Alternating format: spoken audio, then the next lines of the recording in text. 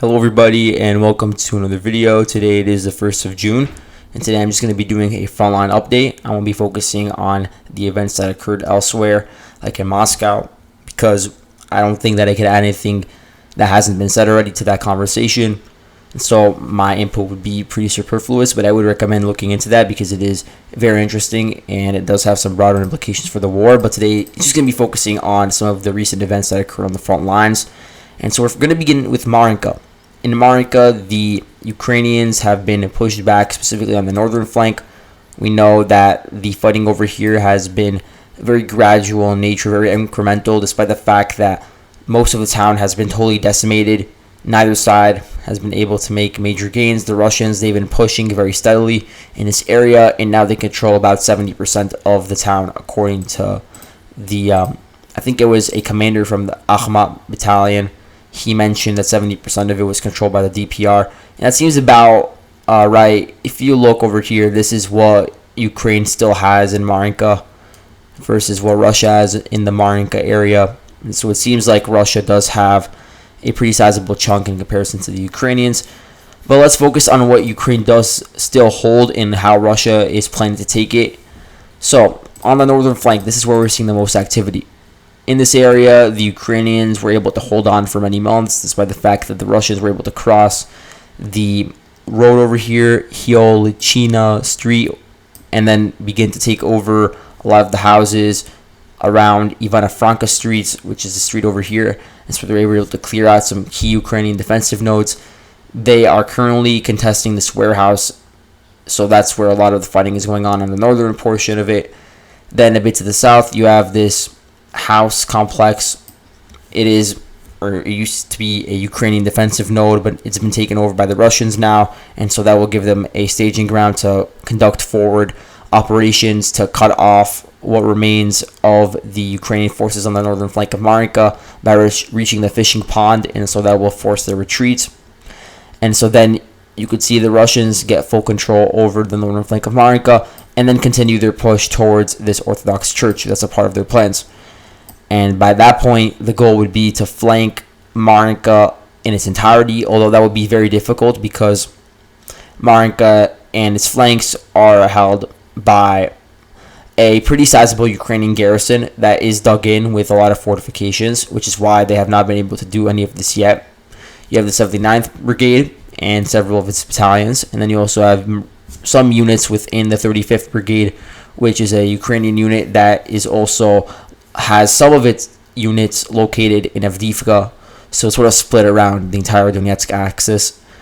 But again, this church, this is certainly a Russian goal of reaching this area because it is a very fortified Ukrainian defensive node, and it gives access to a road that goes to the south, and it would allow for the flanking of Marinka. And so in terms of the Russian gains, in recent days, they have been able to make some minor gains along the flanks, especially around the Ivano-Franka streets and the apartment, or not even apartment, just housing complex that I was previously mentioning that was a key Ukrainian defensive node. They have not made any gains around the city center in the past few months. They were able to reach Drewsby Avenue, which is the main dividing line of Marinka, but since then they have not really taken any new land in this area, probably because a frontal assault will be very difficult. Although a lot of the houses are flattened, some of them are still standing unless their skeleton is. So you do have Ukrainian troops either on the first floors or the second floors of some of these houses or some of these buildings. They're still firing upon the Russian forces. And because everything is totally open, you do see some tank battles. You do see some Russian tanks rolling through these roads. And there have been some fights, but a lot of the Ukrainians are still dug in some of these fortifications they set up. The fact that a lot of the houses are leveled now allows Ukraine to set up trenches in these areas, and so that's another thing that's dragging out the fighting over here, which is why the Russians do intend to attack the flanks as they have been doing to the north, because a frontal assault has clearly not worked as of yet. So we'll see what happens in Marinka, which again is one of the key defensive hubs that Ukraine has been fortifying for 9 years around the Donetsk axis. Around Avdiivka, we have not seen many changes to the map because, again, Russian resources have not been sufficiently diverted to this area to allow for many changes, and Ukrainian resistance is very stiff in this area. There have been several localized assaults by the Russians on a platoon level to take over local positions that were controlled by the Ukrainians, and a lot of those have failed. The Ukrainians have been able to push them back in certain instances, and both sides have been able to take POWs from the other side in recent weeks. The Russians just recently took 15 Ukrainians POW, and so we do know that there is at least a certain level of activity on that front, although it has not heated up to the level that we are expecting in the future, because now that Bakhmut has fallen, a lot of the eyes have been moved to Avdiivka. But speaking of Bakhmut, looking at the flanks, we see that the Ukrainians have actually been able to conduct a localized counterattack to retake some of the fields that Russia took over, that I was mentioning in my last video. And so these fields, originally Russia controlled them, then Ukraine took them back in their earlier counterattack in early May, which was the thing that preceded the fall of Bakhmut. And then Russia, just a week ago, took back these fields in an attempt to put more pressure onto Ivanivske and potentially take it over in order to continue their advances deeper into Donbass. But it seems like those gains have now been reversed yet again. And so you see how there's this back and forth nature in this area. No one side controls every single specific field. A lot of it is a gray zone. A lot of it is just based off of certain trenches and certain roads and certain bush lines that are controlled by either side. And then the fields in the middle are a bit of a gray zone. And so it goes back and forth depending on who controls which strong point. But this push is in the direction of Klishivka. Again, Klishivka is going to be very difficult for the Ukrainians to take because it is on a higher elevation, because the Ukrainians themselves built a lot of fortifications around Klishivka that now Russia has at their storage. They could use those in their quiver. And so taking back that town is going to be difficult. But what they can do is make a larger buffer around Ivanivske. And that's what's been going on. No activity to the west of Bakhmut as of yet. I really should change this black dot to red dot because it is fully under Russian control, and it has been for a while. If we go a bit up, we will see that there were some changes to the map around Spirny. And I talked about Spirny in my last video. I talked about how the Russians were able to advance from the Gazprom compressor station, which is a part of Spirny on the eastern side of this very small town. And they were able to take over a minor road that is connected to the gas compressor area. And once they took over that road, they continued their advance into the town center. And now we have confirmation that they have taken over the center of the town, which includes several houses, several ponds, several roads. And so what's left of Spirny? Well, you have the western portion, which is another block with like a dozen houses, and then you have a minor warehouse to the south. And again, looking at Spirny at such a microscopic level, it might seem sort of redundant, but I do think it's important because Spirny has been a very big part of Ukraine's wider defense of the Seversk line, because this specific town, it is sort of isolated from the rest of the Ukrainian defensive line and from the rest of the Ukrainian supply lines.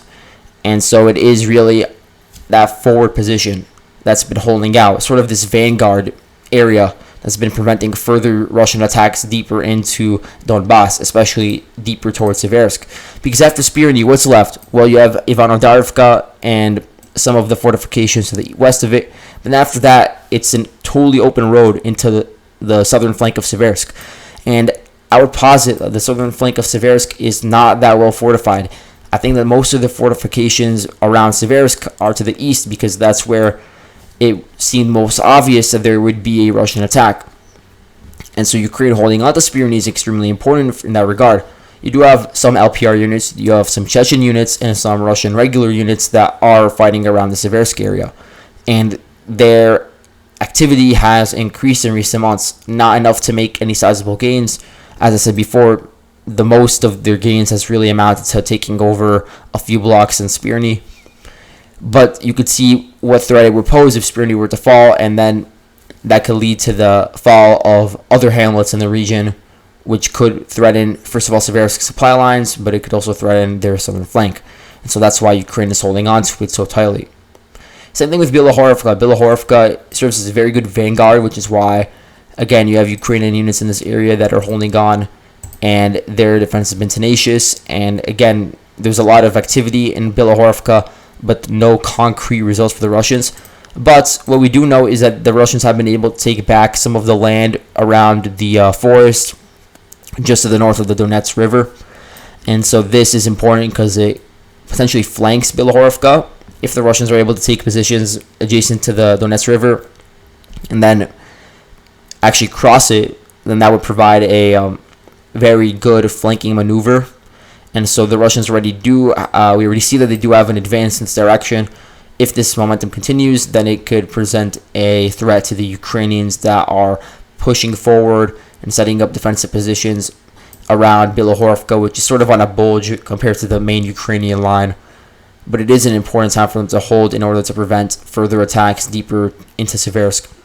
And so that's the situation in Luhansk. If we go a bit to the north, we're going to look at the Kharkiv front, and specifically around the Oskil River, which is very interesting because we have not seen many changes in this area really since the Ukrainian counteroffensive. But in recent weeks, the Russians have been able to fully expel the Ukrainians from the east of the Oskil River. And so where did the Ukrainians still hold positions? Well, in this area that I'm going over in red.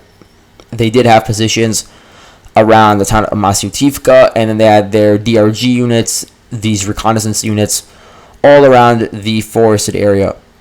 And so the Russians, they have expended a lot of their resources that are in this specific sector, and I would say that basically all of their military garrison in this area is centered around towns like Dvorichny and Vilshana on a local level. And so they have been able to fully clear out the forest and the town of Masyukivka, get it under the control, and that pushed back the Ukrainians across the river. And so now I moved the 109th Brigade a bit further to the west, but you still do have the main Ukrainian defensive, or not even defensive, because they have been conducting reconnaissance operations pretty actively, but you do have the Ukrainian military node around Dvorichnya, so that's another key facility that they have under their control. And the Russians have not stopped their advance in this direction since taking over Masyutivka. After taking that town over, they pushed to the south and took over the rest of the forest. And they reached a lot of the forested areas that were to the west of Liman Pershi, which was already under their control. And now you can see how the front line is more horizontal. It's more of like a straight line. And so with this compact front line, you can see a further push towards the forest and towards this town, Sinikivka. Sinikivka has been heavily fortified by the 103rd Brigade and by other units in this area that were playing a big part in the capture of Kupyansk and then moved further to the north. Sinikivka is hard to take because the town has many different ditches that have been converted into defensive fortifications, and so that's playing a role in why the Russians have not taken it over yet. But after Sinikivka falls, there's really nothing in between the Russians and the city of Kupyansk. You do have some suburbs further to the east, but those could be bypassed or those could also be attacked from the north because you don't have that many Ukrainian resources directed to defending the northern flank of Kupyansk. And so this presents a big threat because now the Russians are only about 6 kilometers or 3.5 miles, something around those numbers, away from the northern outskirts of Kupyansk. And so once Kupyansk, or if they were to reach Kupyansk, which they might actually be able to because we've seen this momentum towards the city from the north by taking over forested areas, and we'll see if they're able to take Sinikivka, which will be a real test of Russia's capabilities in this area, because if they can't take Sinikivka, then there's no way they're taking over an entire city, which does still have a sizable garrison. Then they will first have to bypass several key armories, for instance. There's a lot of industrial facilities in the eastern part of the town that are not really destroyed because there wasn't that much fighting in the eastern part of Kupyansk. The western part there was little fighting as well, just because the Russians crossed over the river. And then on the eastern side, there was some fighting to a certain extent. There was, I think, about a week of fighting within the eastern part of Kupyansk before the Russians just retreated further to the east. And so it's not that damaged. And so there's still a lot of industrial facilities that could be utilized as defensive fortifications by the Ukrainians. But either way, you are seeing this new push in the direction of Kupyansk. And it's absolutely necessary that Russia do this if they want to take back all of the areas to the east of the Oskil River. If you zoom out, you'll see that Ukraine has a lot of towns under their control to the east of the Oskil River. But it's absolutely necessary that at least Kupyansk be taken if Russia ever has a plan of crossing over that river again and reestablishing control over Kharkiv Oblast. And so we'll see how that pans out in the future. So thank you guys for watching, and I'll see you guys later. Bye.